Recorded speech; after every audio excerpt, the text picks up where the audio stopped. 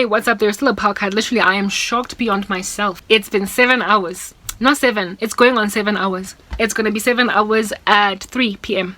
I wanted to work out, but South Africa wants to keep my muscles soft. So do you. Okay, righto. I was speaking in the earlier part that I was listening to this interview that was politically correct by this one white okie on some news channel in the country, and upon being asked what do you think is a solution to this, made it clear that the energy minister is kind of irresponsible and the president is silly in saying that Eskom needs to get their act together. Herein lies the deal. To say, he said, these were his words, not so much verbatim, I'm paraphrasing.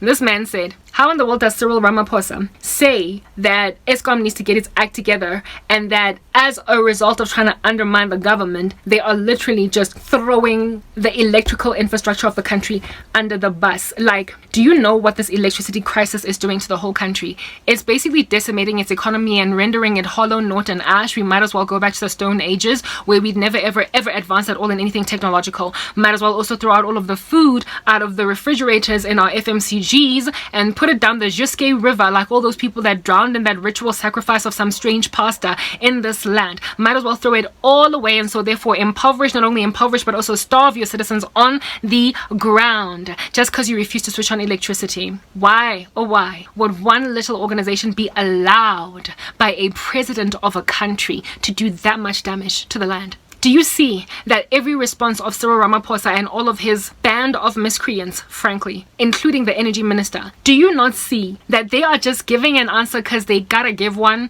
and so they're gonna sound like they're giving an answer, but at the end of the day there's something else that they're doing here, and you know, it's not comfortable to make it clear that there's something else that they're doing here. So in order to look like they're actually doing their job, they will say something, but that's just because words sometimes comfort people to shut up for like 2 days, and in the time that it takes to get that 2 days, whatever it is that is the other thing that they're doing will have progressed by 2 days. There is something else that Cyril Ramaphosa and his band of miscreants have agreed upon concerning our electrical infrastructure. There are so many solutions on the ground that can be put on the table. He can hook up an executive order to make the energy minister basically fix this or get out. When I was working at MTN, the marketing department was struggling. It was choking it up a storm. It was having a hard time. Everybody was doing CPR on it and nothing was happening. There was no heartbeat. It was just basically coding. And just when everybody was about to call it, because the dudes were dead now, they had to keep on replacing its executives.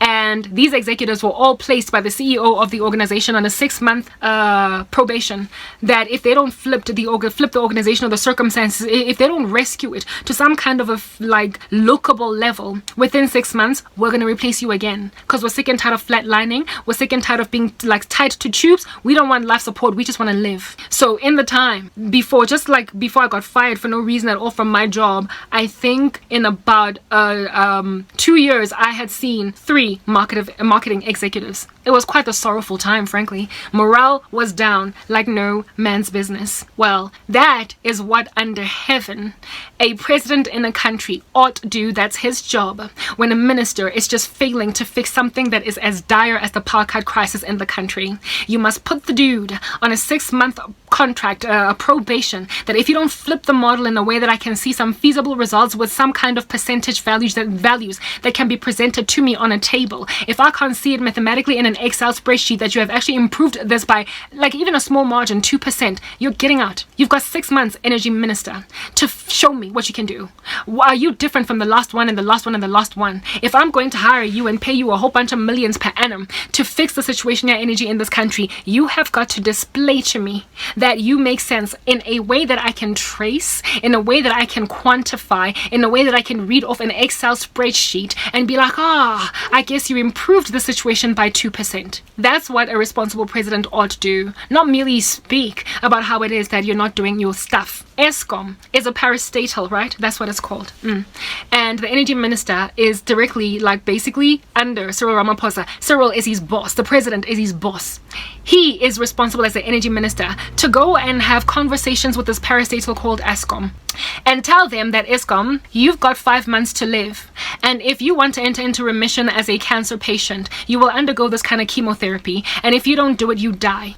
That's what an energy minister is supposed to do. Basically promise executives at these organizations that provide energy firing if they don't so much as present a 1% improvement in 6 months. I'm not going to ask you to basically do a double-digit improvement. No, I'm not going to be that unreasonable. I will give you 6 months to improve by 1%. But instead, here it is that 17 years down the line, we've got 8-hour power cuts in one sitting. So is Cyril Ramaphosa then not supposed to fire his energy minister if he's not doing well? You get to do that as a boss. You get to do that as the board of directors of a company. It is irresponsible of you to keep on board the CEO that keeps on tanking the company, that keeps on losing money for the organization. He must be severed straight away. His job must be based on performance. He doesn't get to just stick around like a lazy call center agent collecting a salary despite not working hard on the job, because his job is important enough to basically change the direction of an organization. It can either sink the organization or keep it aloft. So since Eskom has got power to keep South Africa's economy running or not, it is literally at the heartbeat. It is a jugular vein. I can't say that enough. It is imperative enough then for the president of this country to keep on firing energy ministers every 6 months if they don't flip the model. That is what is called taking no prisoners. Taking no prisoners. You tell them fix it in 6 months or go.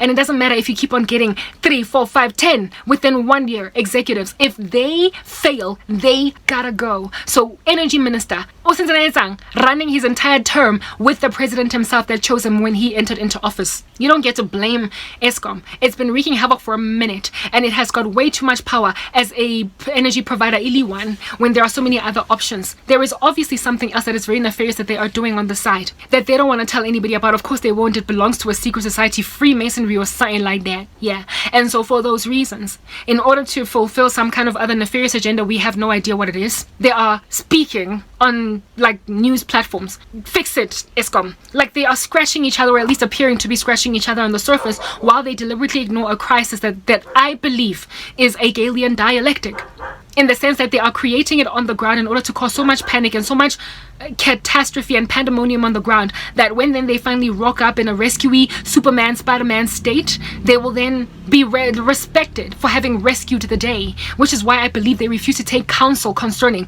all these other energy providers that are basically tabling their solutions on the ground. The black government does not want to get taken out of power. They are scared to get any other color president in this country other than black. For what reason, I don't understand.